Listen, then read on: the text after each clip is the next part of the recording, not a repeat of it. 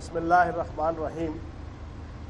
نہایت ہی قابل احترام ڈاکٹر جیمز اے ٹیبی صاحب، rector F C college Lahore. نہایت ہی قابل احترام brigadier retired doctor Nayyar Firdous صاحب، رجسٹرار ایف سی کالج. انتہائی قابل احترام لیفٹیننٹ کرنل رانا خاقان محمود صاحب، chief security officer F C college.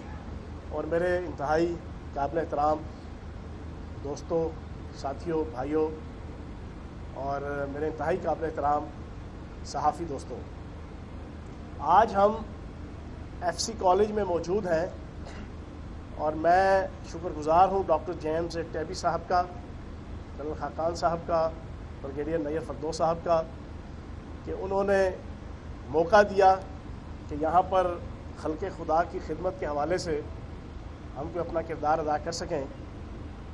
حال ہی کہ یہی ہے عبادت، یہی دین و ایمان کہ دنیا میں کام آئے انسان کے انسان.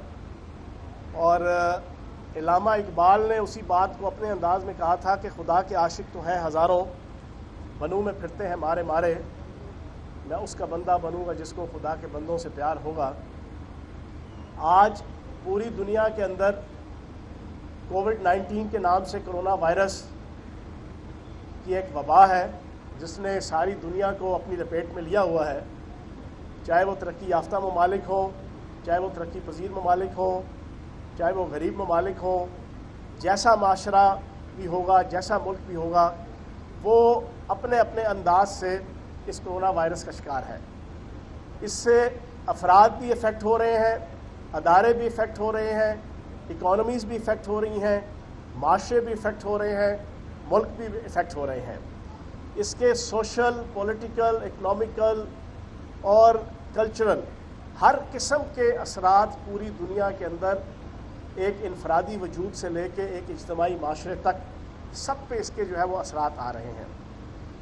میں نے اپنی انفارمیشن منسٹری کے تحت اپنے صحافی دوستوں کے لیے ذاتی طور پر تمام ٹی وی چینلز میں کوشش کی تھی کہ ہم اس کرونا وائرس اور رمضان کے حوالے سے اس تناظر میں ریلیف پیکیج دیں، اور ہم نے دیا بھی.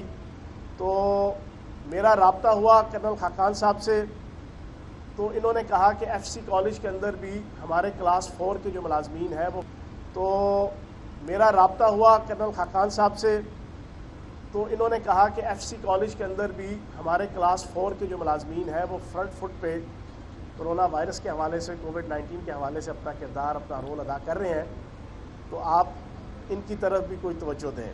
تو آج ہم اسی حوالے سے ہم نے کچھ پیکیجز تیار کیے، ریلیف پیکیج، اور یہاں پر ہم ان کلاس 4 کے ملازمین کو کہ جنہوں نے اپنی پوری صلاحیتیں سرکار پاکستان اور سرکار پنجاب کے تحت سبمٹ اور سبلم کی ہوئی ہیں، اور میں یہ سمجھتا ہوں کہ اس کرونا وائرس کے حوالے سے ایک چہرہ نکھر کے آیا ہے پاکستانی معاشرے کا، کم از کم خصوصاً، اور پوری دنیا کے سامنے ایک پازیٹیو چہرہ، ایک مثبت چہرہ، ایک نیٹ اینڈ کلین چہرہ پورے پاکستان کا پوری دنیا کے سامنے آیا ہے.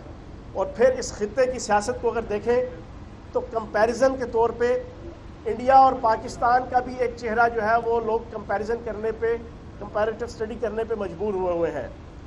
آج انڈیا کے اندر آپ دیکھیں تو اقلیتوں کو حوالے سے پہلے سے حالات برے تھے، لیکن اس کرونا وائرس کے حوالے سے بھی دیکھا گیا کہ مودی سرکار نے اور انڈیا کی سرکار نے ایک انتہائی نیگیٹو کردار ادا کیا، اور وہ نام نہاد سیکولر ملک جو پوری دنیا کے اندر آئینی اور قانونی طور پہ اپنے آپ کو سیکولر ملک کے طور پہ پیش کرتا ہے، اس کی سیکولر بنیادیں جو ہے وہ زمین دوز اور زمین بوس ہو گئیں. کہ جب وہ ایک ڈسکرمنیٹو ایٹیچیوڈ اقلیتوں کے حوالے سے، وہاں پہ مسلمانوں کے حوالے سے، کرسچنز کے حوالے سے، سکھوں کے حوالے سے، حتیٰ کہ ہندو مذہب کی جو لو کاسٹ ہیں ان کے حوالے سے، اس کرونا وائرس کے حوالے سے بھی نظر آیا. وہاں کی صورتحال یہ ہے کہ راشن کا ریلیف پیکیج دینے کے حوالے سے پہلے پوچھا جاتا ہے کہ تمہارا مذہب کیا ہے، پوچھا جاتا ہے کہ تمہارا عقیدہ کیا ہے، پوچھا جاتا ہے کہ تمہاری ذات کیا ہے. اور پھر یہ چیز بھی آج ساری دنیا کو نظر آ گئی کہ مودی کے انڈیا کے اندر، اس نام نہاد سیکولر ملک کے اندر، سبزی اور پھل خریدنے کے حوالے سے بھی مذہب کون سا ہے. جیسے سبزیوں کے بھی مذہب ہو گئے وہاں پہ، جیسے پھلوں کے بھی وہاں پہ عقیدے اور مذہب ہو گئے. اگر وہ ہندو مذہب سے تعلق رکھتا ہوگا تو اس سے جو ہے وہ پھل خریدا جائے گا پھل فروش سے. اگر وہ مسلمان مذہب سے تعلق رکھتا ہوگا یا سکھ مذہب سے یا کرسچن مذہب سے تو اس سے جو ہے وہ نہ پھل خریدا جائے گا نہ سبزی خریدی جائے گی. یہ ہے انڈیا کا ایک امیج جو پوری دنیا کے سامنے پہلے بھی تھا، لیکن اس کرونا وائرس اور کووڈ-19 کے جو ہے اس پوری سٹرگل کے اندر مزید نکھر کے اس کا نیگیٹو اور بھیانک چہرہ آیا. تو دوسرا چہرہ پاکستان کا ہے، قائد اعظم کے پاکستان کا ہے، وزیر اعظم پاکستان عمران خان صاحب کے پاکستان کا ہے، ڈاکٹر جیمز ٹیبی کے پاکستان کا ہے، کرنل خاقان صاحب کے پاکستان کا ہے. وہ پاکستان کا امیج کیا ہے کہ جناب پنجاب حکومت فیصلہ کرتی ہے کہ آئندہ کوئی بھی نوکریوں کا کوٹا آئے گا، کوئی بھی نوکریاں آئیں گی، اس میں 2% کوٹا جو ہے وہ اقلیتوں کا ہوگا. آج پاکستان کا امیج کیا ہے کہ وزیر اعظم پاکستان عمران خان صاحب 1% بھی اقلیتوں کے حقوق کے حوالے سے، چاہے وہ سکھ ہیں، ہندو ہیں، کرسچن ہیں، پارسی ہیں، جیوز ہیں، کوئی مذہب سے تعلق رکھتے ہوں، پاکستان کے اندر رہتے ہیں اور وہ پاکستانی ہیں، تو ان کو عزت، احترام، وقار، ڈگنیٹی، اہمیت ان کو ویسی ہی ملے گی جیسی مسلمانوں کو ملے گی. یہ ہے پاکستان کا چہرہ. اور اسی چہرے کے حوالے سے آج آپ دیکھ لیں گے یہاں ایف سی کالج کے اندر یہاں کسی سے نہیں پوچھا جائے گا. یہاں پہ اس وقت اللہ پاک کے کرم سے یہاں کرسچنز بھی موجود ہیں، مسلمان بھی موجود ہیں.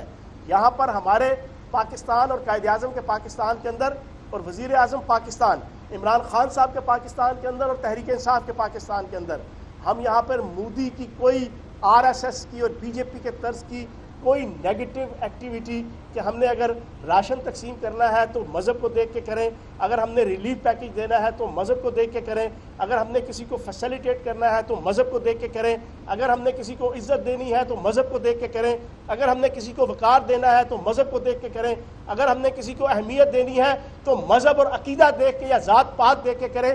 یہ پاکستان کے اندر نہیں ہے. یہ وزیر اعظم پاکستان عمران خان صاحب کے پاکستان کے اندر نہیں ہے. یہ وزیر اعلیٰ پنجاب سردار عثمان بزدار صاحب کے پاکستان کے اندر نہیں ہے. تو یہ ہمارا فخر ہے اور یہی میں سمجھتا ہوں کہ اللہ پاک کی یہی تعلیمات ہیں. اور 1,24,000 پیغمبر وہ سب سے پہلے انسانیت کا مذہب لے کر آئے تھے. ہر پیغمبر انسانیت کا مذہب لے کر آیا. انسان کی اہمیت ہے. جو انسان ہے اس کی عزت اور وقار اگر وہ کسی مجبوری کے اندر ہے تو انسان کو انسان کے طور پہ دیکھنا چاہیے. اس کو کسی مذہب کے تناظر میں، کسی فرقے کے تناظر میں، کسی عقیدے کے تناظر میں نہیں دیکھنا چاہیے.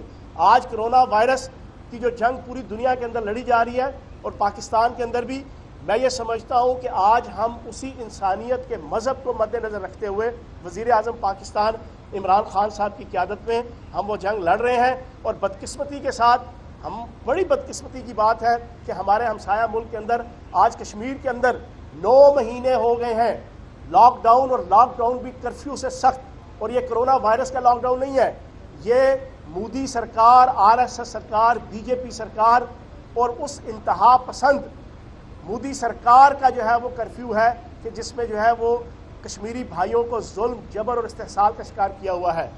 آج کرونا وائرس کے حوالے سے انڈیا کے اندر جس بے دردی کے ساتھ اقلیتوں کو نشانہ بنایا جا رہا ہے، میں سمجھتا ہوں کہ وہ قابل مذمت ہے. اور اس حالات کے اندر ہمارا چہرہ پوری دنیا کے سامنے، اقوام متحدہ کے سامنے، اقوام متحدہ کی ذیلی تنظیموں کے سامنے، انٹرنیشنل کمیونٹی کے سامنے پاکستان کا چہرہ اور پاکستان کا سر فخر سے بلند ہوا ہے. اور جو مودی سرکار یہ چاہتی تھی کہ پاکستان کو FATF کے گمبھیر چکروں میں ڈال کر کوئی نقصان پہنچانا، تو آج اس کے منہ پہ تمانچے ان کی اپنی حرکتوں کی وجہ سے پڑ رہے ہیں کہ FATF کی پابندیاں انڈیا کے اوپر لگنی چاہیے. انڈیا کے اندر ڈسکریمنیشن ہے، انڈیا کے اندر ظلم اور جبر ہے، انڈیا کے اندر چھوٹی سوچ ہے، انڈیا کے اندر کروڑوں عوام کی جو کمیونٹی ہے ان کو کھانے پینے سے لے کے ان کے مذہبی عقائد کو ادا کرنے کے حوالے سے جو گھٹیا اور نیچ قسم کی جناب حرکات اور سکنات پوری دنیا کے سامنے آ رہی ہیں، آج پوری دنیا اس کے حوالے سے ان کے اوپر تھو بھی کر رہی ہے. حتیٰ کہ وہ UAE کے جس کے بڑے قریبی تعلقات انڈیا کے ساتھ رہے، ان کی وزراء کونسل نے ذرا ان کو کنڈیم کیا. امریکن پریزیڈنٹ نے مودی کو اپنے ٹویٹر کی جو ہے وہ فالوئنگ میں سے نکال دیا کہ ان کا چہرہ پوری دنیا کے سامنے بے نقاب ہوا ہے. تو میں سمجھتا ہوں کہ اس موقع پہ میں بینگ اے پاکستانی پورے فخر کے ساتھ یہاں پہ کھڑا ہوں. ڈاکٹر جیمز ٹیبی، میں سمجھتا ہوں کہ بینگ اے پاکستانی بڑے فخر کے ساتھ یہاں پہ کھڑے ہیں. کرنل خاقان صاحب, بریگیڈیئر نیر صاحب, بینگ اے پاکستانی پوری دنیا کے سامنے بڑے فخر کے ساتھ کھڑے ہیں کہ ہماری حکومتی سطح پہ, سرکاری سطح پہ کسی قسم کی کوئی ڈسکریمنیشن مذہب عقیدے کی بنیاد پہ یہاں پہ نہیں ہے. میری اللہ پاک سے دعا ہے کہ ہمیں انسانیت کو مد نظر رکھ کے خدمت کرنے کی توفیق عطا فرمائے. ہر قسم کے تعصب, لسانیت کا تعصب, فرقہ واریت کا تعصب, مذہب کے تعصب سے نکل کر ایک انسان کو امن, سکون اور اس کی رزق کی فراہمی کے حوالے سے اپنا کردار ادا کرنے کی توفیق عطا فرمائے. بہت شکریہ. صاحب یہ بتائیں کہ آپ کا مطالبہ تھا کہ شہباز شریف نیب سے ڈر رہے ہیں, لیکن آج وہ نیب کے سامنے پیش ہو گئے ہیں, کیا کہیں گے؟ دیکھیں, اب یہاں پہ میں بات کروں گا, ساری یہاں کی ڈسکشن جو ہے وہ ٹی وی چینلز میں الٹ ہو جائے گی, لیکن بہرحال آپ نے سوال پوچھ لیا ہے. شہباز شریف صاحب سے نیب نے پوچھا ہے کہ 1998 میں آپ کے اثاثے تھے 479 ملین روپے, 2018 میں آپ کے اثاثے ہیں 549 بلین روپے. کدھر 479 ملین اور کدھر 549 بلین؟ یہ تو وہ ہے نا کہ اس جور کو سب نے دیکھ لیا جو تم نے سرے بازار کیا, اس ظلم کو دنیا کیا جانے جو تم نے پسے دیوار کیا. یہ تو ابھی سرے بازار کے 549 بلین ہے, 479 ملین سے. جو پسے دیوار ہے وہ اس سے کہیں زیادہ, اس سے جناب 100 سے ملٹیپلائی کریں تو وہ ہوتا ہے. تو نیب نے اگر یہ پوچھ لیا تو کوئی برا تو نہیں کیا. نیب نے اگر یہ پوچھ لیا کہ بتائیں آپ کا ماڈل ٹاؤن کا گھر کتنے عرصے سے جناب ایک کیمپ آفس کے طور پہ استعمال ہوا ہے, کوئی برا تو نہیں کیا. نیب نے اگر پوچھ لیا کہ جناب آپ ہمیں یہ بتائیں کہ آپ کی جو وراثت کے اندر پراپرٹی ملی ہے اس کے کوئی حساب کتاب دے دیں, تو میرا خیال کوئی برا نہیں کیا. اب پچھلی 2 پیشیوں میں یہ کرونا وائرس کی پتلی گلی میں بھاگ گئے شہباز شریف صاحب, لیکن اب نہیں بھاگیں گے. یہ جس غلط فہمی کا شکار ہو کے باہر سے بھاگے آئے تھے, ان کی وہ غلط فہمی دور ہو چکی ہے, ان کے ہوش ٹھکانے آ گئے ہیں. یہ احمقوں کی جنت میں, رولوں کی بہشت میں رہتے ہوئے وہاں سے آئے تھے واپس. ان کو پتہ نہیں کس نے سہانے خواب اور بلی کے خواب میں چھچڑے کا مذاق, کچھ پتہ نہیں کون سے جناب وہ مستقبل کے جناب وہ کوئی سینیریو ان کے سامنے رکھا تھا. لیکن اب وہ اپنی اوقات میں آ چکے ہیں. انہیں پتہ چل گیا ہے کہ بنیادی طور پہ وہ ایک کرمنل ہے, بنیادی طور پہ وہ پاکستان کے اوپر اور پاکستان کی معیشت کے اوپر ایک بوجھ ہے. بنیادی طور پہ وہ اور ان کا پورا خاندان پاکستان کو لوٹنے گھسوٹنے والا ایک خاندان اور ایک فرد ہے. انہیں اب نظر آ گیا ہے کہ اب مزید کیسز بنیں گے. یہ تو میں وہ اکثر ایک لفظ کہتا ہوں, لوگ پوچھتے ہیں یہ آپ کو پہلے کیسے پتہ چل جاتا ہے؟ جناب پاکستان کے اندر مودے کسائی کو, چھیمے حلوائی کو اور دلبر حلوائی کو سب کو پتہ ہوتا ہے کہ جناب ان لوگوں نے کیا کیا کرپشن کی ہے. آپ فوٹوگرافر اور کیمرہ مین سامنے کھڑے ہیں, آپ کے ٹپس پہ ہے کہ ان ہمارے سابقہ حکمرانوں نے کیا کیا لوٹ مار اس ملک کے اندر کی ہے.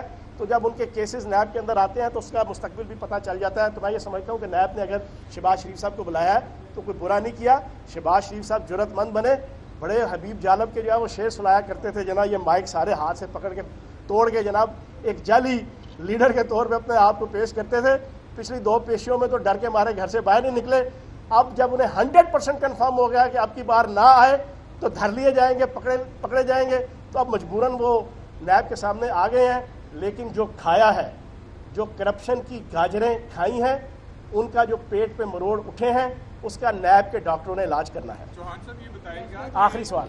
چوہان صاحب یہ بتائے گا کہ عید سے قبل مارکیٹیں اور دکانیں کیا کھولنے کا ارادہ ہے اور 9 مئی کے بعد لاک ڈاؤن جاری رکھنا چاہے گا؟ دیکھیں بات یہ ہے کہ ابھی بھی میں وزیر اعظم پاکستان عمران خان صاحب کا ویڈیو لنک کے ذریعے سے میٹنگ تھی, اس میں آیا ہوں.